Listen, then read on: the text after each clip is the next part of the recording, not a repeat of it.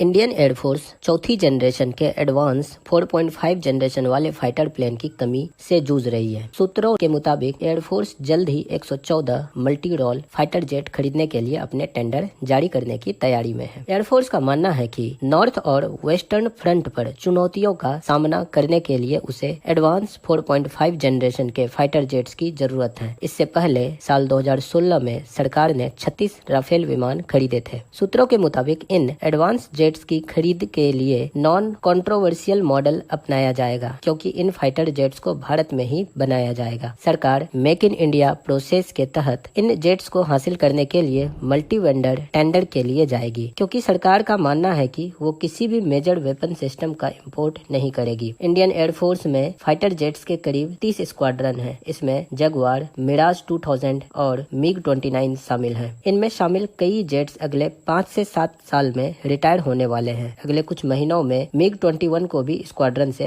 हटाया जाना है। आधिकारिक सूत्रों ने कहा कि कई देशों ने राफेल बनाने वाली फ्रांसीसी फर्म को राफेल के लिए ऑर्डर दिए हुए हैं। उन ऑर्डर्स को पूरा करने में ही कंपनी को लगभग 10 साल का समय लग जाएगा। भारत ने 2016 में फ्रांस से 36 राफेल फाइटर प्लेन को खरीदने के लिए 59,000 करोड़ रुपए का समझौता किया था। राफेल का निर्माण फ्रेंच कंपनी दसॉल्ट एविएशन ने किया था। ये मिराज जेट्स भी बनाती है। लंबे इंतजार के बाद पहला राफेल साल 2019 में भारत को मिला था। 9 अक्टूबर 2019 को रक्षा मंत्री राजनाथ सिंह ने शस्त्र पूजा करने के साथ ही दसॉल्ट कंपनी से पहले राफेल विमान को रिसीव किया था। देश की सुरक्षा के लिए गेम चेंजर माने जा रहे राफेल विमान की सबसे पहली खेप में 5 विमान अंबाला एयरफोर्स स्टेशन पर जुलाई 2020 में उतरे थे। राफेल कई घातक हथियार और मिसाइल ले जाने में सक्षम है। दुनिया के सबसे आधुनिक फाइटर प्लेन में से एक है। इसे भारतीय सेना के लिए रणनीतिक तौर पर महत्वपूर्ण अंबाला एयरफोर्स स्टेशन पर तैनात किया गया है, जो दूरी के लिहाज से पाकिस्तान और चीन दोनों के करीब पड़ता है। राफेल को स्पेशल बनाने वाली कुछ खासियत की अगर हम लोग बात करें तो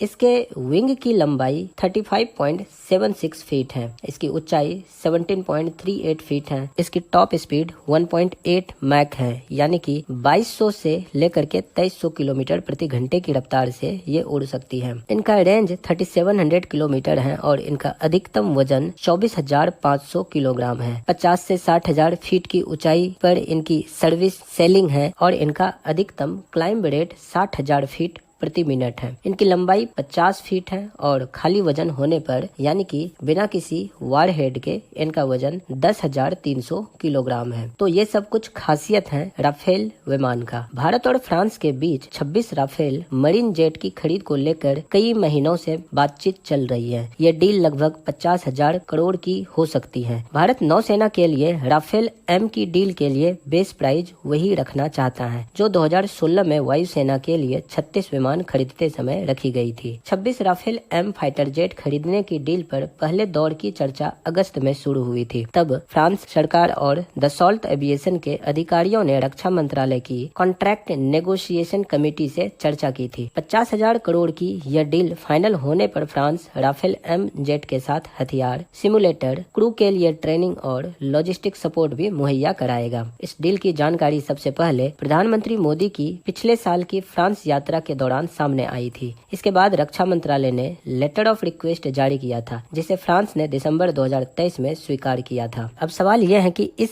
डील में और क्या क्या शामिल रहेगा। तो फ्रांसीसी ऑफर में फाइटर जेट पर भारतीय हथियारों को असेंबल करने के लिए पैकेज शामिल है। इन हथियारों में Astra, air to air missile, aircraft carrier से ऑपरेट करने के लिए जेट में Indian specific enhanced landing equipments और जरूरी इक्विपमेंट्स शामिल किए गए हैं। फ्रांस ने ट्रायल के दौरान इंडियन एयरक्राफ्ट कैरियर से राफेल जेट की लैंडिंग और टेक ऑफ स्किल का प्रदर्शन किया है, लेकिन रियल टाइम ऑपरेशन के लिए कुछ और इक्विपमेंट्स का इस्तेमाल करना होगा। यह भी भारत की डील का हिस्सा है। नेवी के लिए खरीदे जा रहे 22 single seat Rafale M jet और 4 double trainer seat Rafale M jet हिंद महासागर में चीन से मुकाबले के लिए INS विक्रांत पर तैनात किए जाएंगे। भारतीय नौसेना इन विमानों को आंध्र प्रदेश के विशाखापट्टनम में INS डेगा में अपनी होम बेस के रूप में तैनात करेगी। एयरफोर्स द्वारा नौसेना के डबल इंजन वाले जेट आमतौर पर दुनिया भर की एयरफोर्स द्वारा इस्तेमाल किए जा रहे विमानों की तुलना में ज्यादा महंगे होते हैं, क्योंकि समुद्र में इनके ऑपरेशन के लिए अतिरिक्त क्षमताओं की जरूरत होती है। इनमें अरेस्टिंग लैंडिंग के लिए इस्तेमाल होने वाले लैंडिंग गियर भी शामिल हैं। अब हम लोग समझते हैं कि राफेल विमान की खासियत क्या है।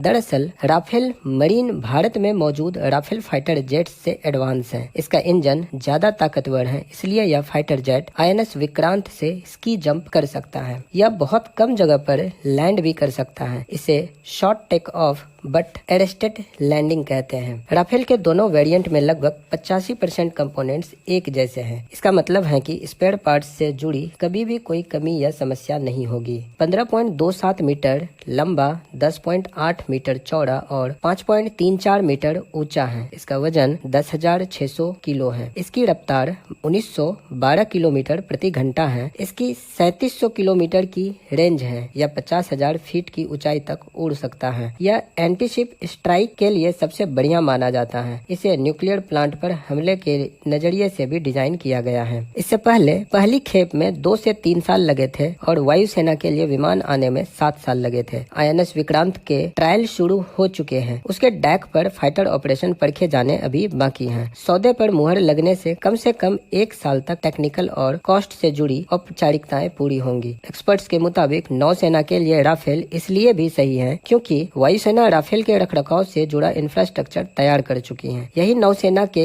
भी काम आएगा। इससे काफी पैसा बच जाएगा। सूत्रों का कहना है कि राफेल M की पहली खेप आने में 2 से 3 साल का समय लग सकता है। वायुसेना के लिए 36 राफेल का सौदा 2016 में हुआ था और डिलीवरी पूरी होने में 7 साल लग गए थे। भारतीय राफेल को पंच देने वाले 5 हथियारों में से एक है स्कैल्प मिसाइल, जो कि लंबी दूरी तक मार करने वाली क्रूज मिसाइल है। दूसरा है मिटियोर मिसाइल, जो कि लंबी दूरी तक हवा से हवा में मार करने वाली मिसाइल है। इसके बाद आ जाता है लेजर गाइडेड बम, जो कि 500 से 2000 पाउंड के बम है, जो लेजर के बूते सटीक हमला कर सकता है। एक वेपन आ जाता है हैमर, यानी कि हैमर GPS बम। ये हवा से जमीन पर मार करने वाला स्मार्ट बम है, जो GPS से सटीक हमला कर सकता है। एक आ जाता है हमारा नॉन गाइडेड क्लासिकल बम, यानी कि NCB, जो कि जमीन पर बमबारी के काम आने वाले परंपरागत बम है। और ये पांचों हथियार मिल करके भारतीय राफेल को बहुत ही मजबूत बनाता है। अब हम लोग थोड़ा सा समझ लेते हैं राफेल M और राफेल के बीच की कुछ डिफरेंसेस। अब जैसे कि अगर हम लोग बात करें राफेल की, तो इनके air frame standard air frame है, जबकि राफेल M के एयर फ्रेम एयरक्राफ्ट कैरियर्स पर लैंडिंग के हिसाब से इनके एयर फ्रेम्स को बनाए गए हैं। इनके विंग की अगर बात करें तो राफेल की विंग फोल्डेबल नहीं है, जबकि राफेल M के विंग्स फोल्डेबल हैं। इनके टेल हुक, राफेल में टेल हुक्स नहीं है, जबकि राफेल M में टेल हुक मौजूद हैं। राफेल M नौसेना के हिसाब से इसके रडार में बदलाव किया गया है, जबकि राफेल में स्टैंडर्ड रडार लगाए गए हैं। इनके हथियारों की बात करें तो राफेल M में कई सारे हथियारों के साथ एंटी शिप मिसाइल से इन्हें लैस किया गया है, जबकि राफेल को स्टैंडर्ड रेंज वाले हथियार दिए गए हैं। राफेल M को विमान वाहक पोत से जुड़े ऑपरेशंस के लिए इस्तेमाल किया जा सकता है, जबकि राफेल को हवा से हवा में हमला करने में, हवा से जमीन पर हमले के साथ हवा में एयर रिफ्यूलिंग की कैपेसिटी राफेल के अंदर दी गई है। ये थोड़े बहुत डिफरेंसेस हैं राफेल और राफेल M फाइटर जेट्स के बीच में। तो साथियों, हम लोग देखते हैं कि इंडियन एयरफोर्स में जो ये 4th जनरेशन के एडवांस फाइटर जेट की कमी है, इस कमी को भारत सरकार पूरा करने के लिए कितने एयरक्राफ्ट्स के ऑर्डर पर मोहर लगाती है, और क्या ये फाइटर जेट्स पहले से बने हुए होंगे या फिर इसको मेक इन इंडिया प्रोजेक्ट्स के अंदर बनाए जाते हैं, आने वाले समय में चर्चा का एक विषय रहने वाला है। फर्दर इन चीजों से रिलेटेड कोई अपडेट्स होता है तो एक नई वीडियो में हम लोग उसको चर्चा कर लेंगे। समाप्त करने से पहले अगर आप लोग इस चैनल पर नए हैं तो चैनल को सब्सक्राइब कर दें और अपने साथियों के साथ शेयर भी कर दें। आज के लिए इस वीडियो में इतना ही। मिलते हैं हम लोग अगली वीडियो में। नमस्कार, जय हिंद।